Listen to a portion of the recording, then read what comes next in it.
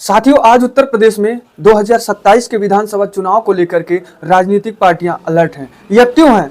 सत्ताधारी पार्टी विपक्ष की पार्टियों की कमियां गिना रहा है कि विपक्ष जब सत्ता में थी तो हमारे प्रदेश की इतनी नुकसान हुई थी। वहीं विपक्ष की पार्टियां सत्ताधारी पार्टी की लगातार कमियां गिना रही हैं और सत्ताधारी पर सवाल खड़ी कर रही हैं। लेकिन वहीं विपक्ष की एक ऐसी पार्टी है बहुजन समाज पार्टी, वह एकदम मूक दर्शक बनी हुई है।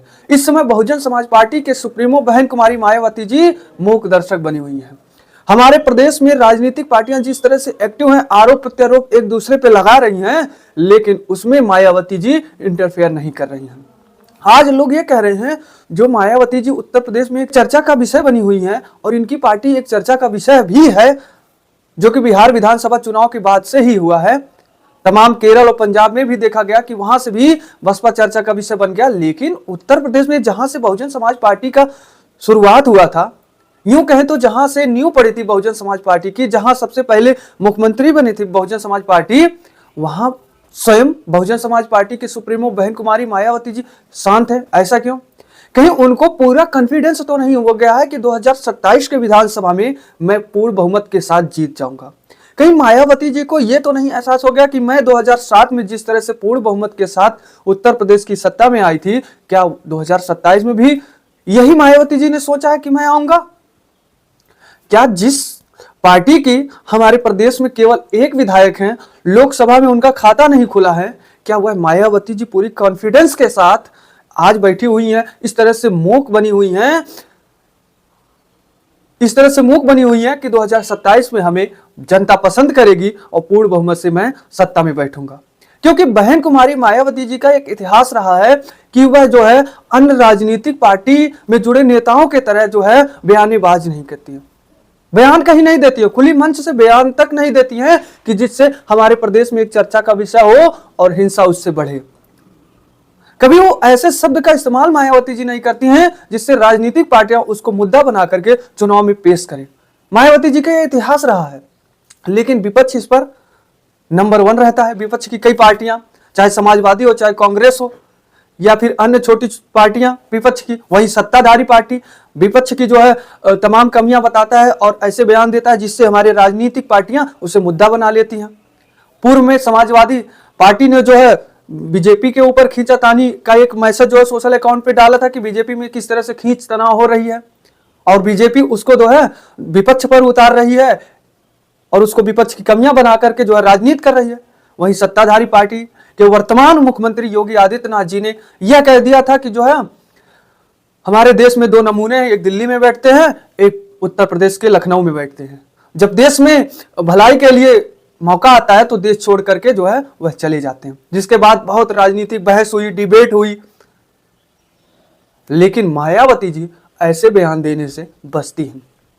साथियों, अब यहां जब से भारतीय जनता पार्टी के प्रदेश अध्यक्ष पंकज चौधरी ने भारतीय जनता पार्टी के कुछ ब्राह्मण विधायकों के द्वारा बैठक किया गया था, उस बैठक के बाद पंकज चौधरी नाराज हुए थे। उनको बुरा लगा कि भारतीय जनता पार्टी के संविधान में, पार्टी के जिस संविधान में बनाए गए पार्टी में यह नहीं है कि जो है कोई एक जात कहीं जो है बैठक करे, वह उसके खिलाफ जाकर के ब्राह्मण बैठक कर रहे हैं। Bharatiya Janata party surgeon party है, सभी के हितों की बात करती है, हर एक जात, हर एक तबके, हर वर्ग के लोगों को एक साथ जो है लेकर चलने वाली पार्टी है। तो इसी पार्टी में ब्राह्मण एक साथ बैठक क्यों करें, ब्राह्मण सभा क्यों बनाए? पंकज चौधरी ने यहां तक जो है अलर्ट कर दिया था कि आगे से यह दोहराव ना हो कि कोई एक जात बैठक करे। जिसके बाद हुआ कि विपक्ष ने इस पर तमाम मुद्दा बना लिया, राजनीति करने लगे, बहस करने लगे, लेकिन मायावती जी इस पर एक शब्द तक नहीं लिखी, ना बोली। विपक्ष में अखिलेश ने तो बड़ा बड़ा लिख दिया, बोल दिया माइक के सामने, कांग्रेस बोल दिया, अन्य पार्टियां बोल दी, लेकिन मायावती जी शांत है। शांत क्यों है, मैं आपको पॉइंट टू पॉइंट बताऊंगा। साथियों, सबसे पहले मैं बात करता हूं समाजवादी पार्टी की, उसके बाद मैं हर पॉइंट को बताऊंगा कि आखिर में मायावती जी क्यों शांत है, क्यों ब्राह्मण बैठक के बाद उन्होंने एक शब्द नहीं कहा। साथियों, समाजवादी की बात करता हूं। आज राजनीतिक पार्टियों में जात को लेकर के राजनीति की जा रही है। समाजवादी पार्टी अगर ब्राह्मणवाद करने लगे तो उसको सबसे भारी नुकसान होगी, क्योंकि अगर ब्राह्मणवाद करेगी तो उससे जो कुछ % मुस्लिम वोटर हैं वो नाराज हो जाएंगे, यादव वर्ग जो है वो नाराज हो जाएंगे, यानी कि यूं कहे तो बैकवर्ड समाज का जो वोटर है वो नाराज हो जाएंगे। लेकिन वहीं भारतीय जनता पार्टी की बात करूं, अगर भारतीय जनता पार्टी ब्राह्मणवाद ही केवल करने लगे तो क्षत्रिय वर्ग के लोग नाराज हो जाएंगे कि भारतीय जनता पार्टी में ब्राह्मणवाद केवल हो रहा है, ब्राह्मणों का जो है भलाई हो रहा है, ब्राह्मणों का काम हो रहा है। अगर वहीं क्षत्रियवाद करने लगे भारतीय जनता पार्टी तो ब्राह्मण नाराज हो जाएंगे। लेकिन वही कांग्रेस की भी यही नतीजा है।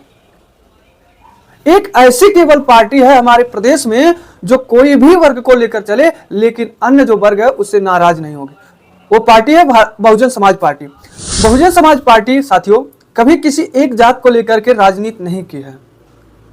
उसका इतिहास अगर देखा जाए, मैं ज्यादा पुराना नहीं जाऊंगा, 2007 से मैं बात करता हूं साथियों। 2004 में जब बहुजन समाज पार्टी में सतीश मिश्रा का एंट्री हुआ था ब्राह्मण वोटर को अपने पास लाने के लिए, तो तमाम रणनीतियां बनी। ब्राह्मण और दलित को एक साथ जोड़ने के बाद 2007 के विधानसभा में अच्छा परिणाम देखने को मिला बहुजन समाज पार्टी को। पूर्ण बहुमत के साथ सरकार बनी थी बहुजन समाज पार्टी की। लेकिन कुछ कमियां बहुजन समाज पार्टी की उसके बाद 2007 के विधानसभा होने के बाद आने लगी, जिसके बाद जो पब्लिक, जो जनता बहुजन समाज पार्टी को पसंद की थी वो उनको छोड़ करके दूसरे पार्टी में चली गई थी। क्या कमियां थी मैं आपको आज बताऊंगा। साथियों नारा चल रहा था जब सतीश मिश्रा जी बहुजन समाज पार्टी में आए तो एक नारा था कि ब्राह्मण शंख बजाएगा, हाथी पीछे पीछे आएगी और सत्ता की कुर्सी पर बैठ जाएगी।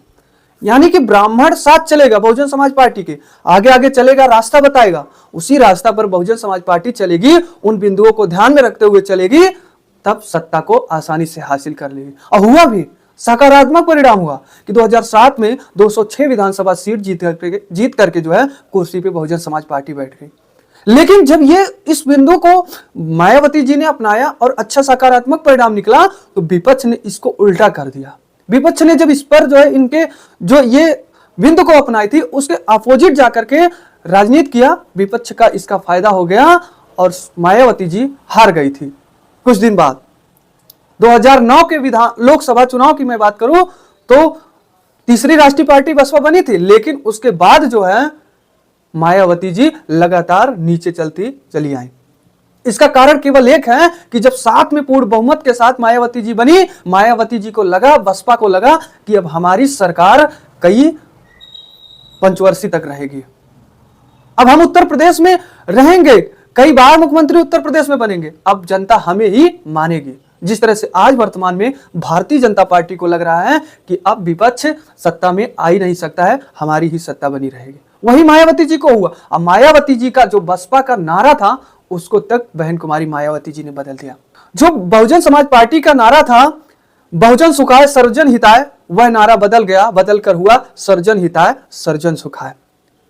फिर मायावती जी ने मंच से कह दिया, जो रणनीति बसपा की लगातार और आगे बढ़ती गई, बनती गई, उसके बाद मायावती जी ने कह दिया कि जिसकी जितनी हिस्सेदारी उसकी उतनी भागीदारी।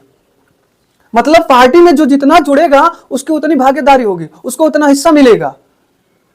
जिसका विपक्ष ने मुद्दा बना लिया, पॉइंट बना लिया। मायावती जी ने यह कह दिया कि पार्टी में जो लोग जितना जुड़ेंगे उनको उतना टिकट दिया जाएगा, वो चुनाव लड़ेंगे।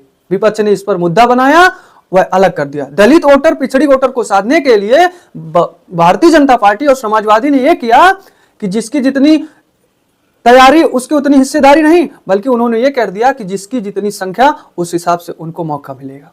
जिसकी जितनी जात थी उस जात के हिसाब से सीट बंटवारा करने लगा भारतीय जनता पार्टी, समाजवादी ने। हुआ क्या कि जो है जहां कुर्मी वर्ग ज्यादा थे वहां कुर्मी प्रत्याशी को भारतीय जनता पार्टी ने उतारा, जहां एससी थे वहां एससी को उतारा। समाजवादी ने यही किया, लेकिन मायावती जी ने यह नहीं किया। मायावती जी ने यह किया कि अगर ब्राह्मण बहुजन समाज पार्टी में ज्यादा जुड़े हैं तो ब्राह्मण सबसे ज्यादा टिकट पाएंगे, मुस्लिम सबसे ज्यादा जुड़े हैं तो मुस्लिम सबसे ज्यादा टिकट पाएंगे। उन्होंने ये नहीं किया कि इस क्षेत्र में मुस्लिम ज्यादा है तो मुस्लिम प्रत्याशी को टिकट दिया जाए, इस क्षेत्र में एससी ज्यादा है तो एससी प्रत्याशी को टिकट दिया जाए। ऐसा मायावती जी ने नहीं किया। मायावती जी ने केवल एक किया कि पार्टी में जो जितने जुड़े उनको उतना टिकट देने का काम किया। विपक्ष ने इस पर मुद्दा बनाया और खेल गया, और हुआ क्या, लगातार भारतीय जनता पार्टी का प्लस होते गया और मायावती जी का माइनस होते हुए चला गया। आप जो है कई विधानसभा का नतीजा, कई लोकसभा का देख लीजिए। आज हुआ ऐसा नतीजा कि जो मायावती जी शिखर पे थी वो डायरेक्ट जीरो पर आ गई, जमीन पर आ गई। आज उनका दोनों सदन से शून्य हो गया है, लोकसभा राज्यसभा दोनों जगह से बसपा शून्य होने वाली है। तो साथियों यह थी आज की हमारी रिपोर्ट। इस पर आप क्या कहेंगे कमेंट में जरूर बताएं। और हाँ, आज जितने मैं पॉइंट को बताया हूं, क्या वास्तव में मायावती जी के साथ ऐसा हो रहा है, बसपा के साथ ऐसा हुआ है, वह भी आप फीडबैक में जरूर लिखें। तो दीजिए ब्रिजेश गुप्ता को इजाजत, मिलते हैं एक नई मुलाकात नई वीडियो के साथ।